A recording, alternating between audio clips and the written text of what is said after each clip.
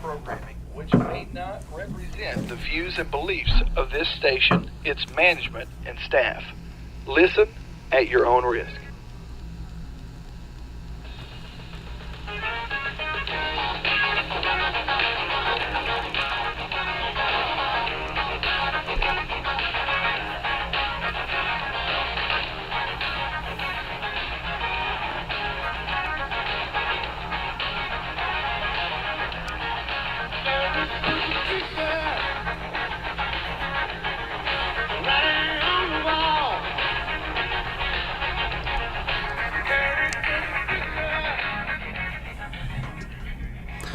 You are listening to Not on the Payroll right here at KJS 107.3 FM.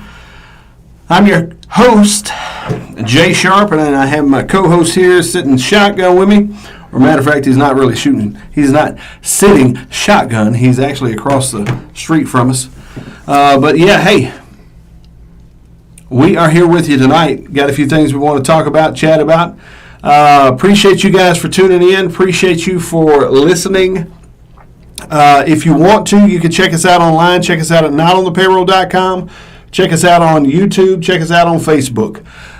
We've got you hooked up, and we are live. Matter of fact, go ahead and tell your friends, your neighbors, your relatives, your in-laws, your outlaws, your exes. Go ahead and shoot them. This may be for them. Yeah, wake the kids, phone the neighbors. That's exactly right. That's exactly right. Man, how's your week been? Been kind of busy, believe it or not. Busy as a retired man. Yeah, as a gentleman of leisure, as they would say. I had stuff to do this week. Can you believe that? And even had to moderate a political debate. I felt like you did really good on that. We did real good, man. I felt like we did real good, man. I felt like it You did exceptionally well, man. Oh, my God. I felt like I was going to pull my ears off by the time it was. So, are we going to do this again at some point in time? Or do you think that we're one and done? No, I think this. I think it was a great resource. In case you don't know what happened, Judge Weeks and Ronnie Cochran, Judge Weeks over in Newton County and Ronnie Cochran, his challenger, we decided to have a runoff debate. Yeah. And so we had people from all over the community send in questions, comments, and things like that, and we sifted through it, and we tried to figure it out and tried to get it legible. And then we had a little debate there with them, and the whole idea was to at least give the people of Newton County an opportunity to hear from the horse's mouth, and then that be recorded for everybody to pass. Everybody's on their phones, man. Everybody's on their phones. And so if you've got an hour to spare, and honestly, I couldn't trim off the first part of it because I don't know how to do that yet. But here's the thing. We got the material up, right? Yeah. But it's about a 2 hour. It's about a 2 hour gig. And to be honest with you, it's I think it served the purpose. And so what I want to do is this: I want to look for more opportunities to do that. Maybe not debates and things like that, but like little forums and stuff. Yeah, I think so. I'm working on something right now that's more for the religious group of folks out here. I would like to have like a round table. And I think are we talking about ministers coming in? Maybe the priest come in from the Catholic Church. Potentially, I would love maybe to have the priest from the Episcopal Church. I think it would be great. I'm trying to put this idea together right now, but I'd like to have a round table to talk about some of the basics of maybe Christianity and what they see is the reason for the church right now, and where the church is going to be in the next 10 years. Because if statistics continue to run like they are, less than half of the populace is going to be considering themselves Christian. We're getting there. We're getting there. Quick. And matter of fact, those who consider themselves not affiliated is increasing by the day. And so, anyway, can you actually, at this point in time, can you blame them? I don't know. I don't know. Here's the deal. I tell you what. Before we hold your thought, because we've got to be sure and thank our sponsors. Yes, sir. We got to be sure and thank our sponsors. So our sponsors right now, if you're interested in sponsoring, hey, hook us up or look us up rather on YouTube. or on Facebook or on notonthepayroll.com. Just shoot us a message, say, hey, I want some sponsorship information. It's very inexpensive. The idea is we want to be a resource to the community, and so you've got an opportunity to help in that endeavor. So we've got a few technical things we're trying to work out right now. Yeah. But tell everybody about Stewart Glass. Stewart Glass, for all your glass needs here in Jasper, all in the county, Newton, Jasper, Tyler. Come on over to Stewart Glass. Got a crack in your windshield? They'll fix you up. Got window problems? They'll fix you up. Stewart Glass for all your glass needs. That's exactly right. Matter of fact, Stewart Glass has been with us from day one, and we appreciate those guys. If you are out there and you are looking, say it's there's way more month than there is money, Exactly. and you need to start offloading some of your stuff, and you need to find a place to do it. Well, guess what? Here's the thing. All you've got to do is go over to Lake Area Pond. Lake Area Pond, they've got you hooked up with guns, knives, swords, Guitars. all kinds of stuff. And here's the thing. They'll cut you a check for whatever you've got if you're kind and if you're nice. Now, I will be honest with you. There's a lot of people out here who think they're owed something. Don't go into there thinking you're owed something. Because honestly, nobody wants your grandmother's old quilt. Nobody. Especially after you let the cat sleep on it.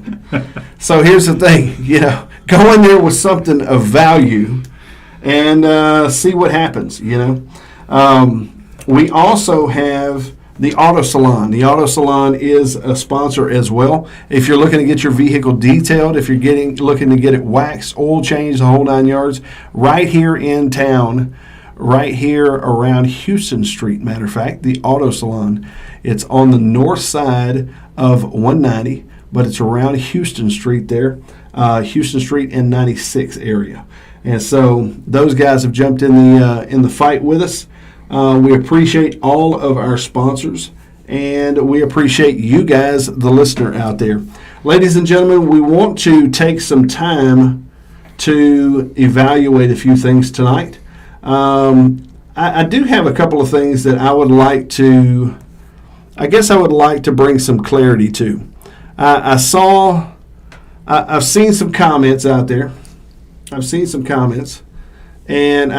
some statements that's been made about our handling of Buna ISD. No. Yeah. And here's the deal. I'm not offended. I'm not offended by any of it. But I will say this. I want to bring some clarity to the situation, because there was one statement that said that we were just dogging the town. And to be honest with you, that's not our purpose or goal at all. The idea is to try to bring some enlightenment. Can I step in here, please? Absolutely. If you don't mind. Look, people, I spent most of my professional career in Buna ISD. I love the people of Buna. Most of you should know this by now. I want Buna to be the best Buna can be. I want it to be the best in the county, in Region 5. Absolutely. Look, folks, if I see something wrong, I'm going to call it out. I'm sorry. It may upset you, but I'm going to call it out. And lots of times, you're just not perfect. I'm sorry. None of us are. Right. I want Buna to be the tops. And if you get upset because I'm calling you out over it, I'm sorry. But I'm not going to stop. I'm going to call it as I see it.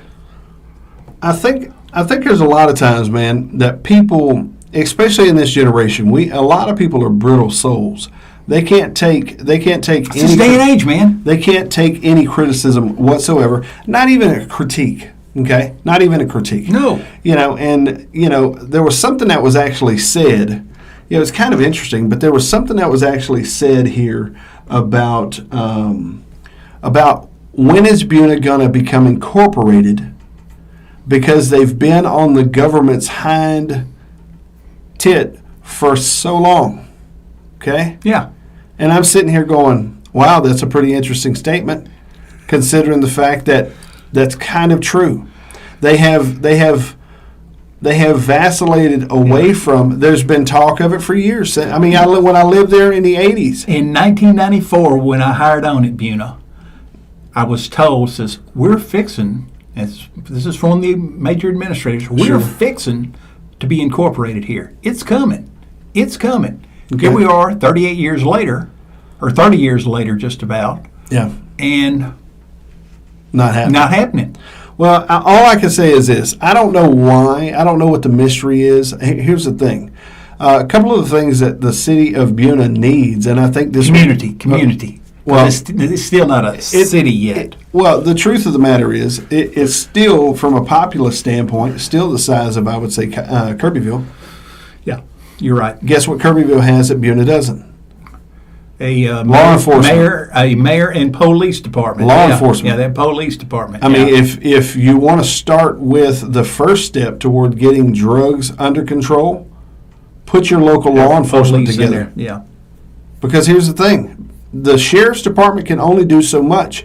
It is a very, very long, county. Yeah. So, that's a good place to start. Start having those conversations, because you're not going to get the drugs under control that is damaging people's lives and damaging that entire community until you put law enforcement in the mix. You're not going to be able to do it. We're not going to be able to kumbaya this stuff. We're not going to be able to sit around in little prayer circles at our little churches and stuff like that. And I'm not dogging on anybody. I'm just saying the only way you're going to deal with this is putting people behind bars. The only way you're going to be able to deal with this is to put law enforcement on the street and fund them. And to be honest with you, I think there's some merit to what one of the citizens had to say about that. If you're out there and you are tuning in, hey, go check us out on YouTube right fast. We're doing a little bit of a check here. Yeah, we're having some technical problems. Yeah, to see if we're actually up and running. But neither here nor there. We're going to continue on in what we're discussing. But I would really encourage the people of Buna to get into cahoots and sit down and have that conversation about incorporation, because there's some very real elements to what was said about the county having to actually pick up the tab. You know what I'm saying? And so, to me, the way I look at it is, it's somebody's lack of responsibility to put that thing together. So why don't we all come together and figure that out? But far as bashing the town, all I can tell you is this: the brittle souls in America these days can't handle criticism. And all I can tell you is this: this is not the show you want to listen to if you can't handle a critique. I was told by a wise person in the political realm within the last couple of weeks, the people in the United States, we're talking about from Maine to California, are just mad. Yeah. And a lot of them are mad for no apparent reason. Sure. And they told me, it's a they, told me that I can't figure out why. Yeah. I can't figure out why. And they said it's coming directly from D.C. And I can't figure out why they're mad. Because they're the ones that are causing all of this split and madness. Strife. Yeah. Yeah. Well, I mean, here's the thing. Scripture is very clear about, strife in a nation. All right. It's very clear the trajectory that nation goes. And so, I feel like this. I feel like there's a lot of times we are being fed some things that, in a lot of ways, we've inherited a lot of things that are just in error or meant for manipulation or control or something like that. And I think that still happens even today, just simply for the fact that, there's so much of this in and around the pandemic. You know what I'm saying? Right. I mean, those types of things happen on a very subtle level all the time to us, and we don't even know we're being steered one way or another. You know what I'm saying?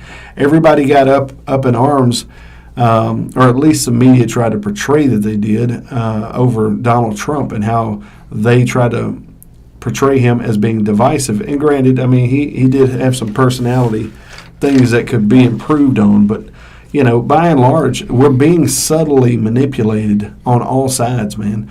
And so I'm sitting here. It's everybody. It's the Democrats. It's the Republicans. It's everybody. It's overall. It's. I agree. I would say this. What's your take on this Roe versus Wade thing? They have been knocking and rolling. Let me tell you a quick story. Okay. Quick story. 1971, 1972, when they passed Roe versus Wade, W.A. Criswell, I don't know if you know who W.A. Criswell is. No, I didn't learn that in government. Well, you wouldn't have, because he was pastor of First Baptist Church of Dallas, Texas. Okay. And Criswell Institute in Dallas is named after him. Okay. He got up and did a sermon saying, I don't see anything wrong with abortion. Okay. And this was 1972 when it was passed. Right. And the reason why he got up and said this was because the Catholic Church was against abortion. So if they would have been in favor of Dr. Pepper, he would have been against it. Okay, that makes sense. Yeah. That makes sense. And so for a while there, the entire Southern Baptist Convention had nothing to say about abortion. Yeah. And then all of a sudden, bingo, bango, Here we go. here we go. Yeah. They made it an issue. So there's a few things that really kind of tweak me about this topic. And the first one is, if you haven't been online over to YouTube Right. and seen the interviews with Roe, Right. it's very troubling. Well, she is anti now. Did you have you watched the documentary? No, where she's but- specifically saying that they came to her. Yeah, I They saw that. wanted I to- knew that. they wanted to make use her? it as a test case. Yeah. Use her as a test case, Right. and they paid her gobs of money Yeah, I know she to got rich stand from there it. and say everything. Yeah. So to me, here's the thing. Once again, subtle manipulations going on by the Wizard of Oz. But who says the other side's not doing the same?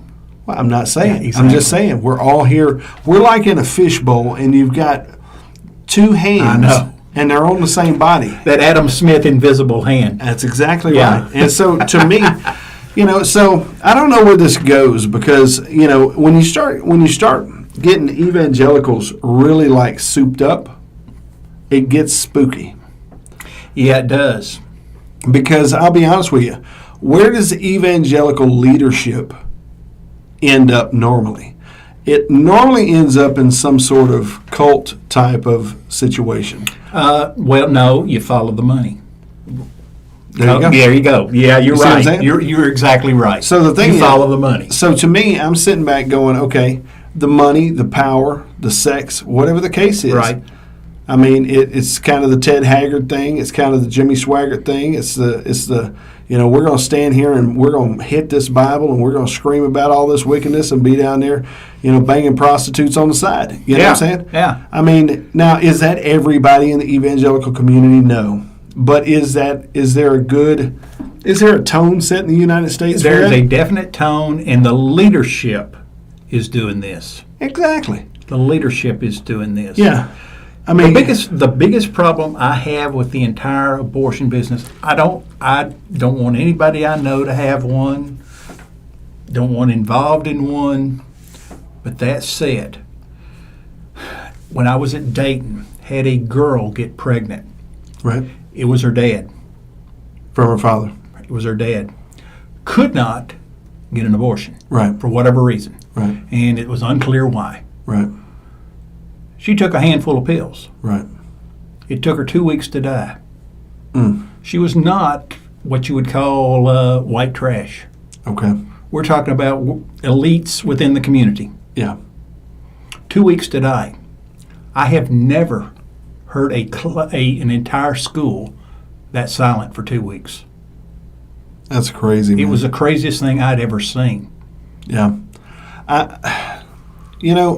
By the way, they finally caught Dad 2 years later when they had enough DNA, when they had advances in DNA, Right. and he's still in Huntsville. Wow. I'm glad. Oh yeah, that's where he needs to be. That's exactly where he needs to Needs be. to be. I think we need to rethink some of these sexual offenders type things. I think we need to rethink this, how we handle them as a society. And I don't think it needs to be as favorable as it is right now. Well, see, this is why in cases of rape, Right. incest, Mm-hmm. I don't have a problem with abortion at all. Okay. I don't have a problem at all. After I saw that, Right. no. Yeah, but think about the stigma that you would walk under as a daughter. But what would the stigma be if you had your dad's baby? No, I'm just saying I know. as a whole, Yeah, the I whole know. thing. Yeah, you're right. There's just such a Yeah, you're stigma right. mentally. I mean, Yeah. how do you get over that? I don't know. That is crazy, I man. don't know. And here's what's nuts. That was in Dayton with Yeah. some elites. I'm telling you right now, that stuff's going on right now in this county and the two bordering counties as well. I'll tell you a secret. I knew a sister and brother doing it in Muna. Good Lord. Yeah. Good Lord. Yeah. I don't know, man. Yeah. It's twisted, man. It's all twisted up, and it's almost like there's no end in sight. It's almost like this is a roller coaster that doesn't come back around to the beginning. All right. Does that make sense? It's like this is just getting worse and worse. And I don't know, man. All I can say is you better be prepared. You better keep your wits about you, because we are being subtly manipulated even as we speak. I mean, right now the number's up to 53 food processing plants across the globe. 53 of them have mysteriously either burned, been crashed into by planes, which we've seen before. That's All this- craziness when I all saw this that. stuff. That's craziness. One got It's crashed nuts. in by It's nuts. airplane. That's craziness, man. Yeah, but here's the thing: how are you going to start a famine in a place on a global scale? How are you going to start a famine? Look, it's coming.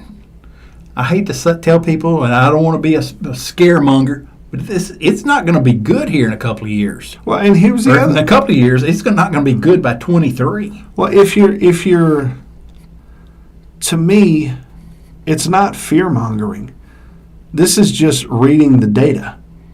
It's like driving toward a wreck and not slowing down. Jay, West Texas Intermediate was $110 today for a while. Right? Jay, everything in this country moves on with diesel. Diesel is going to be about $7, $8, $9 a gallon. Yeah. They're going to pass on everything you buy with that fuel surcharge. How are you going to be able to buy it? And a lot of these companies are going to go out of business. So that means that it's not looking good. No, it's not. It's not looking good. It's not Look, looking it good. was regular gas is already $4 a gallon. Right. Right. You know, what's it going to be here when it jacks up to $150 West Texas Intermediate? Yeah. I'm not sure. I mean, all I can say is this, man. I mean, from a food standpoint, learn how to plant a garden. Learn how to get out there and buy bulk. Figure those different resources out. Support your local butchers. Support your local feed stores. Support your local farmers markets. Yeah, go to the farmers market. I mean, I swear to God, man, there is nothing like this. Is one of my favorite things to do, and we haven't been able to do this in a few weeks just because we've been so busy. But on Friday and Saturday, they have a farmers market here in town. Right. And I'll be honest with you, to go, it's like set up kind of in a U shape, and you just walk through and get everything from eggs to honey to all kinds of stuff. And I'm sitting here going, I would much rather. Matter of fact, you can get all kind of greens and salads and all that stuff. I would much rather spend my money with the people, with the common people here of the community, than support the devil down there on the end of the town. I mean, because I'll be honest with you, the more I think about this, the more I get entrenched about this idea that why should we support big box stores whenever it was the mom and pops that was shut down during COVID and they was allowed to keep their dang doors open. That's true. You know what I'm saying? Now, I'm not griping if you're making your dime off of Walmart and you're making your dollars off of Walmart. I'm not talking about you. I'm just saying from a standpoint of the people who are actually being affected here on the ground are the mom and pop operations, and it's never going to be a Target. It's never going to be a Walmart, because you mom and pops out here, you don't have the lobbyists. You don't have the cash flow to put in those people's pockets in Washington. That's the reason they're allowed to stay open. You know what I'm saying? Right. And I mean, to be honest with you, it was so annoying to me to have to go stand in a line 6 foot from everybody else to get into an academy. You know what I'm saying? It was just annoying. I mean, I'm sitting here watching this thing, and I'm like, we're all being subtly manipulated. I got to the point where I have not gone really any place.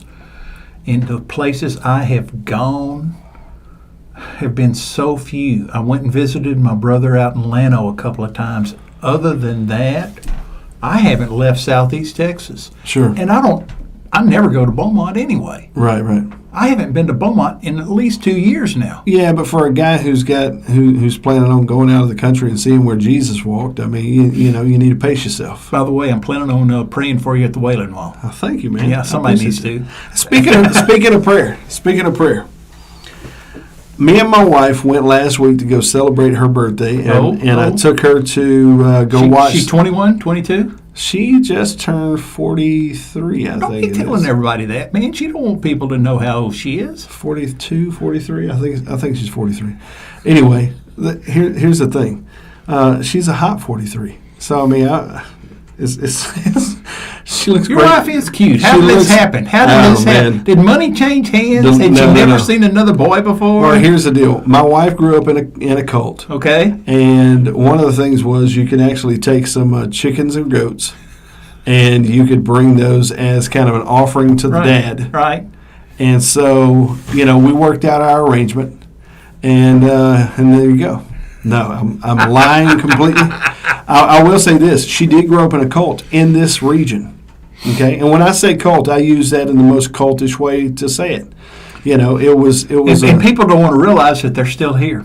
They're still here. They're still there here. are churches here that all they are, if you boil them down, they're cults. Yeah. They're cults because here's the thing. Whenever church becomes about fighting for flags, okay? Oh, God.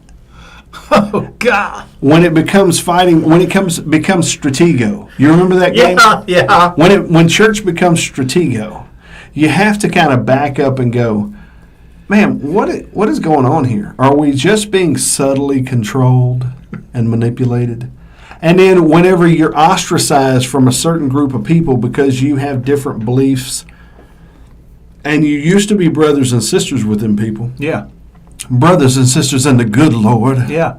But now that you don't believe like we do, or maybe you Yeah. have a differing of opinion, then guess what happens? We ostracize shown the door. you, You're shown and you're the door. shown the door. And then those who are left behind are warned to not party or not be party with those who have been excommunicated. Okay, so here's the thing. I want all you Protestants out there to think about this. All you're doing is a different form of Catholicism. Excommunication by the church was severe. Yeah. Historically, it's been severe. Yeah. You know what I mean? Yeah. And I mean, to me, I'm sitting here going, okay, the Protestants, if it wasn't for the Catholic Church, the Protestants would not exist. So do you think we got all of Catholicism out? No. Plus, when you take one man ruling over a church, and he's like the anointed one, Yeah. that no one should talk about the anointed like that. I'll be honest with you. If there's that feeling, there's some of you out there right now who are actually in cults right now, and you've been questioning this, whether or not you're in a cult. And the truth is that cult can only survive as long as you keep cutting checks. Yeah, you give them the money that they're going to want you there. Yeah. And that's the big deal. You are so better off. Now, I'm going against one of my basic principles, which says never to awaken the sleeping. Oh, we fixing to get in trouble here again? I'm just going to say it like this. Got Buna mad at us? Going to get the cults mad at us? No, I would be more than happy to open up this conversation with any cult leader in this community, or any church leader, or whatever the case is. But whenever it becomes a self-serving situation, whenever the church is based, all it's trying to do is continue to fund itself to operate. First of all, that wasn't why Jesus came here. Was to create these little micro kingdoms that men could stand rule over. You were supposed to find Jesus in your relationship with the Lord on your own 2 feet under God. Now there are mentors and leaders and things like that you can look to, but the moment that they start directing the traffic toward them and not toward Jesus, you better get the hell out. Okay? And so some of you have some good pastors out there. Jay. But there are a bunch that don't. Jay, you know what's scary about that? Do you know how many mainline churches there are in the United States that are like that, in which the leadership is everything and talks more about the leadership than they themselves, than they talk about Jesus? Absolutely. They go on TV shows. Sure. And their own Fox and their own MSNBC and their own CNN and all this and all that. Oh, man. Good grief. Well, to me, I'm sitting here thinking, my wife just chimed in. She says, I'm 42, dang it. Back to the ultimate point here. It was very interesting to me when we went down to Houston, and one of the things we did, we went and saw the movie Father Stu. Okay. And Father Stu was based on an actual priest, and I'm not a proponent of the Catholic Church, and I'm not a detractor from the Catholic Church. I would say they've played their role in religion. Well, they had it on their own for 1,600 years. Yeah, pretty much. You know, exactly. But I will say this: if you have, it's not for the faint of heart. It's not for the brittle souls out there. It's not for this movie that I'm talking about. And honest to God, if I could buy 1,000 copies right now, I would start handing them out at the corner of 190 and 96 and just hand them out till they're all gone. Because there was a lot said in that movie that was very, very interesting to me. It took a man, it basically portrays the life of this man who was a brawler, a fighter, a cusser, a drinker. He was a man's man type of thing. Right. And God got a hold to him, got a hold to his heart. God made a change in his life. And he was very unorthodox, and the Catholics didn't really know how to handle him. Matter of fact, I know a guy right now who attends a Catholic church, and they don't know how to handle him either. But at the same time, it was a beautiful story about brokenness and humanity, and it was a great story about redemption. And I'll be honest with you, I would encourage everyone, if you are a husband and wife, if you're out there, maybe you're single but you're an adult, don't take kids to it until they get up of age, because there is language in it. What is this rated? Is it rated R? Is it PG-13? I think it's probably rated R because it was pretty rough. But the thing is, it was trying to depict the gentleman's life. It's got to show how his life, you know. And I mean, he ends up going through a lot of situations. And I'll be honest with you, it's probably one of the most impactful movies that I have seen since Passion of the Christ. Really? Yeah, I would say it was probably that impactful for me because I can't really relate to Jesus on a lot of levels. You know what I mean? Right. Because I'd rather slap the hell out of somebody than I'm still working out a whole bunch of redneck, and so this guy was like me. I was dialed in with this guy. All right.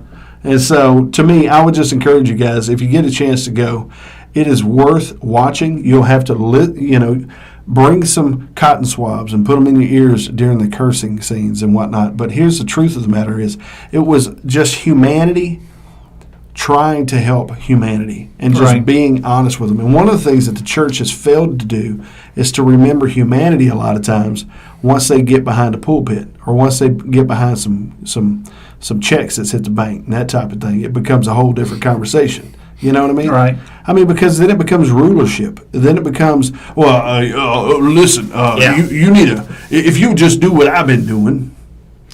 And how many churches are like that? Oh, more than we can Here's think the thing. about. Here's the thing. What is the 1 to 10 scale of what your church is right now? Because I'll be honest with you, there are some good preachers out there. Don't get me wrong. A lot of you guys think I'm just a church hater and all that stuff. No, I'm a religion hater. I despise and loathe the spirit of religion on people, and that's what takes over time. And what it does is it divorces people from their ability to be compassionate toward their fellow humans, and a lot of times they forget where they came from. I mean, what's nuts is this. I've known people in this region. I've known people in this community. And let's just say in this one specific case, this woman has a checkered past. Okay. Checkered as in, a checkered board. Okay. All right. Of men and experiences, right?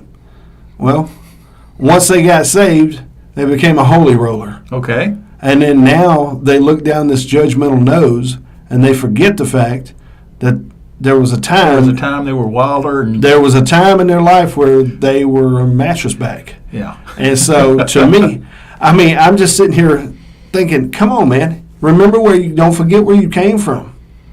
And a lot of times what happens is people think that they have to leave their humanity and their faults and stuff behind in order to pursue God, and that's not true. And part of the problem there is this. When they start doing this, they run other people off. That's exactly and people right. who actually need Maybe Jesus. And here's the thing. People that they could actually relate to if they chose not to represent this idea of perfection and this idea of righteousness. This is not an act we're all doing here. Do you think part of this goes with age? Because I know now that I'm getting older, I just don't put up with as much as I used to. Don't care to. Don't have to. Yeah. Do you think that has something to do with it? I think there is something to do with that. They forget about their past. They somehow think that now that I've got religion, I'm better than everybody. Well, think about this, though. I mean, just from my vantage point, the time when I've been maybe, if we want to use the word effective, was normally whenever I was digging into a certain level of empathy toward another person who was going through something that I had been through. Right. But if I want to stand back and I want to sit here and I want to beat the scripture over why ain't you in church and why ain't you in church and why ain't you bringing your tithe and why ain't you doing this and why ain't you doing all of these standards out here that we've set for you, because those standards represent our interpretation of what's righteous and holy. The fact of the matter is, most people are broken. Most people will be broken most of their life. Jay, most of those guys standing in the pulpit are broken. But they don't realize it. Well, a lot of times, some of them do realize it, and they try to put on airs. They try to put on this show to make everyone else think this is what happens a lot of times. Because you take like a Ted Haggard. Just going back to Ted Haggard. Ted Haggard was jumping up and down about gays. Right. Gay this, gay that, hate gays, blah, blah, blah, all this stuff. Jumping up and down, beating the gays are going to hell, this whole thing. Right. Well, who's gay? Exactly. Ted's gay. Ted's homosexual. But I'm sitting here going, how much could having empathy toward broken people and representing brokenness. See, most people want to put on their Sunday's best. Most people want to go down, they want to represent a certain look. They want that Instagram look, they want that Facebook look. And I'll be honest with you, most of you are just using filters in your whole life. In your whole life. A lot of them are having to do it just to survive. I hate to say that. A lot of them are having to do it. My problem, and you're nicer to preachers than I am, maybe because I went to school with them, maybe because technically I am still ordained. Okay. Technically because I haven't seen the indoors of a church except whenever I'm asked to do a wedding or a funeral. Sure. But, Jay, I'm probably going to me and Jesus probably going to have a long talk about this someday. but I don't trust any preacher as far as I can throw this building. And that's a terrible thing to say. Sure. But I don't trust. And part of it was I saw what was going on when I was in theological school. Yeah, no, I get that completely. You know? I get that completely. One of the things I'll say to that is this. I think one of the reasons why I'm not just throwing all of them out is because I sat under men as a kid. Right. Who showed their brokenness. Right. And I think that is a huge advantage that I have to be able to see. Now, were there some bad situations? Yes. Were there some cult situations? Yes. Were there some of those? But by and large, I have been able to be around men who I believe love God with all their heart, love people as much as they can love people, and their hope is to leave the planet a better place when they lay it down. Right. And so to me, you know, whenever I'm sitting here looking and trying to just process through how I'm thinking about a lot of this, you know, it almost seems like these little subtle manipulation things. You get out there in the church world, if you go to church somewhere and your preacher is putting a lot of pressure on you to perform or do something. I'm going to tell you something. Jesus didn't come with no requirements of performance. Right. Jesus didn't come and ask nobody to perform. I mean, my God, whenever they drugged the woman to him, I mean, I want you to think about this. This is a clear indication of the grace of Jesus. They took a female who was guilty to him. Right. And they said, what are you going to do now? Yeah. And Jesus squats down. Starts writing in the sand. And he says, he without the first sin, let him cast the first stone. And I'll be honest with you, you know, there's a deeper level of grace that religion does not afford us. There's a deeper level of grace in Jesus that religion does not afford us a lot of times. And whenever I say religion, I'm using this in the sense of the spirit of religion. Because to be honest with you, if you go to your church on Sunday morning and you just have this almost like a gut check, like I feel like a certain level of condemnation or guilt or shame or something along those lines, you're probably in a cult. I wonder how many of these people go because it's such a tradition, such a habit that they've just got to go. I think there's a lot of that. I think there's a lot of that. Yeah. But going back to what you made a statement there a minute ago. You said you was talking about the, some of these people are they're masking up right to get by. Sure. And you would only have to do that in a society or around a group of people who never reveal their brokenness. Because, look, Jay, you see what I'm saying? Jay, I'm trying not to use really bad words here. When I was in theological school, I was with guys who never saw their sins, never understood their sins, but were willing to point out somebody else's. And it was a majority of guys that I knew in theological school. Sure. And I'm just sitting there going, what is wrong with these guys? Some of these guys now are in the biggest pulpits in the state of Texas. Yeah. We're talking about massive Southern Baptist churches now. Sure. And I'm sitting there going, they hadn't changed. I have heard them either on the radio or TV or whatever else. Right. And their sermon was basically, hey, you're wrong. Yeah. You need to do what I'm doing. Well, see, and to me, what that does is it's a twofold. It's a double-edged sword, because what happens is that sword cuts both ways. You cut the people that hear that message. You cut them because you're doling out judgment. You're doling out condemnation. You're doling out all this stuff. And then on the flip side, that sword's going to come back around and catch that preacher, because everybody's got something that's going on in their life that ain't lined up with righteousness, that ain't lined up Sure. with Yahweh, Sure. that ain't lined up with the Lord. Sure. You know what I'm saying? And so, to me, I think that was one of the big takeaways for me was with this movie, Father Stu, was just the fact that it was a broken man who figured out how to communicate and love people who were broken. And I think that's huge. And I think the church is void of that right now in a big way. Oh, I know it is. And so I keep going back to this phrase about being subtly manipulated. Right. Because I think even from a national standpoint and even global standpoint, what Facebook is doing with swaying the audiences is no different than what your TV has been doing, and no different than what CNN and Fox has been doing. Right. Swaying you back and forth, and taking us out of peace and putting us in a place where we're in turmoil and anxiety. Got more anxiety in the United States than probably we've had since last World War II, World War I, probably. You know what I'm saying? And so, I mean, before then, I'm sitting here thinking, how do we take control? How do we take control of who we are as believers? How do we put our foot down? Because I believe this. I believe you can follow the Lord. I believe you can learn and you can grow.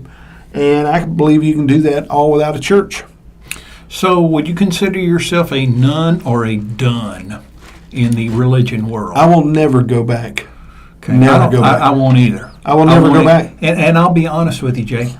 I literally love, and this will make the Baptists have a heart attack, I love a high church Episcopal service like you would not believe. No, I get that. I love the organ. I love the communion. Right. I love the whole thing. Yeah. But I'm not going to become an Episcopalian. Sure.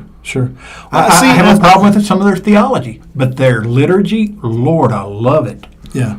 But well, here's the thing. If you go to church from a social standpoint and it's a social thing for you, okay, right, go for it. There's a lot of people out here, honest to God. I heard a gentleman say one time, he said, I just want a simple religion. And I have my hat's off to him. He just wants a simple religion. And that's fine. If you have a little preacher who goes up there and gets behind the pulpit and preaches to you and tells you about the stories and stuff like that, and that's what you love to do and that's what you like to listen to, then that's fine and that's great. And I've got no problem with that. And as if it's even my business, what your position is for a simple church or a simple religion. All I'm saying is this. I come from a non-denominational Protestant background. Right. I come from a background that had cult elements. If you were in a non-denominational charismatic Pentecostal church during the 90s, you might as well been in a full-blown Waco type of cult. Same way in the 70s and 80s. And to be honest with you, a lot of the Southern Baptist churches were that way too. And they don't want to admit it, but they were. And see, there's a lot of that stuff still going on. Yes. What I'm against is the control and the manipulation by authority figures inside the church over the people. Let them figure out Scripture says, work your salvation out with fear and trembling. It says work your salvation out, not mine, not Carrie come and check on Jay and see how. Now at the same time, there is an element in there where we do have brothers and sisters in the Lord who are meant to walk beside us. And pray for each other. Definitely pray for each other. Even at the Wailing Wall. But the thing is, this whole idea of a preacher dragging us along by way of judgment, shame, and condemnation and those things, that right there reeks of a cult. It just reeks of a cult. And honest to God, you will never understand, and I'm speaking to all you who are part of cults right now, who are sitting here going, man, where the hell did these guys come from? Exactly. Because this is speaking to me right now. I'm telling you right now, you will never understand the level of freedom that you have when you just walk away. Doesn't mean you have to divorce anybody and be hateful and mean and cruel. If you just walk away and go find your Jesus on your own 2 feet. Or I'm going to throw this out here. Normally I would not. Maybe you need to go to the church up the road. That's true. Not the church you've gone to forever. And it doesn't have to be the same denomination. Or it can be. Sure. It's up to you, because sometimes the doctrine may not work out the way you want, or it may. You never know. Or you may decide, no, me and Jesus are going to get along fine Sunday morning alone. Yeah. And I think I think a personal relationship with the Lord is way more relevant than anything the pomp and show of religion is going to do for you. Because I'll be honest with you, one of the problems with religion right now is that it has vested so much of its efforts into entertainment. That's the problem. It has vested so much of its monies and efforts into entertainment. The whole thing is about entertainment in a lot of ways. And if that's what you need, I mean, here's the thing. There's people who go to the Lions Club and they enjoy the Lions Club, and I ain't knocking on the Lions Club. There's people who go to, what's the other club? Starts with an R. The Rotary. The Rotary Club. Some people go to a knitting club. Some people go to the Purple Hat Club. Some people go to there's all these different clubs. And if that's how you want to categorize church on Sunday for yourself, then that's fine. At the same time, I'm talking about spiritual growth. I'm talking about growing as a believer beyond just, the preacher patted me on the head and told me I was going to heaven. Was good. If you want to get past that part, I mean, come on now. We've all got an opportunity to grow here, and I'll be honest with you, I'm trying to do the best I can. But, one of the things I did want to say before we got off of here, it was a National Day of Prayer today. I don't know if anybody knew that. I did not know. National Day of Prayer for the Church of Satan in Boise, Idaho, if that's not crazy. They were actually having ceremonies called unbaptism. If that's not weird. How did that work? If you were baptized, did they put them in the water and pull them out? Or? No, it was some sort of chant and some sort of deal. Now, Satan is good, Satan is your pal. I don't know. All I can say is this. I'm not here promoting the Church of Satan. I just thought it was extremely crazy that enough people got together in Boise, Idaho, and decided to have an international day of prayer. But they were having people in, and this was in a court building. I mean, this was like in like the Capitol building or somewhere. I would expect that in Boulder or maybe San Francisco or something like that. Or Austin. Or Austin. Maybe even Austin. But, so I don't know, man. I don't know how is anybody else out there feeling like they're subtly being manipulated on all sides? Sure. That way. Do you feel like that? Yeah, it's been that way really hard for the last 10 years. And I don't know why. Maybe it's because I have retired. And you just have more time to focus on it? Yeah, and I've had a lot of time for TV and social media and all this and all that. And I'm just sitting here going, more and more I say, we're being pulled on all sides when we're just losing our mind in this country. Yeah, that's what's going to happen. We've just gone crazy. Yeah. And we're going crazier by the minute. Yeah. I was kind of shocked at the response Dave Chappelle had after getting attacked on stage. That was pretty awesome. They just hauled him off to the back and beat the crap out of him, and then turned around and called the ambulance. I mean, it's kind of like a church I used to know that you may have a fist fight in the backyard, but we was going to pray for each other to get healed before we came back inside. Well, I remember deacons having a fist fight over the color of the carpet in the foyer. On a Wednesday night. There's a church in Hardin County right now was created out of a split just like that over the carpet, and the people who wanted the blue or the people who wanted the red, they split right down the middle. One went and created their own church, and they got blue freaking carpet in that church. And so, I mean, I'm sitting here going, good Lord. One of the things we want to pipe up and we want to remind you of this week, May 7th. No kidding, it is election time, man. May 7th. Let's see here who we got. Looks like we got a caller. Go ahead, caller. You're on the air. Yeah, I want to know about that sermon tonight. What do y'all think of that coming up? A sermon? What sermon are you referring to? We have a program that comes up on Thursday night. Oh, what I think about the program that follows us? To be honest with you, I'll be really honest. I love those guys' voices. I have a hard time following. Say it again? It's all Bible. Yeah, no, I'm all for people wanting to preach and share what they see. I mean, that's what I'm doing. Right. You know what I mean? I'm not trying to tell you one way or another. I do know this. I have not listened to the program. I have heard some of their advertisement. I think they got awesome voices, but it's a little bit hard for me to follow. My husband don't like his voice. Well, the thing is, I have this. I hate myself if I miss it. Yeah. It's awesome. You know, the way I look at it is this. I think, Scripture says we all know and see in part.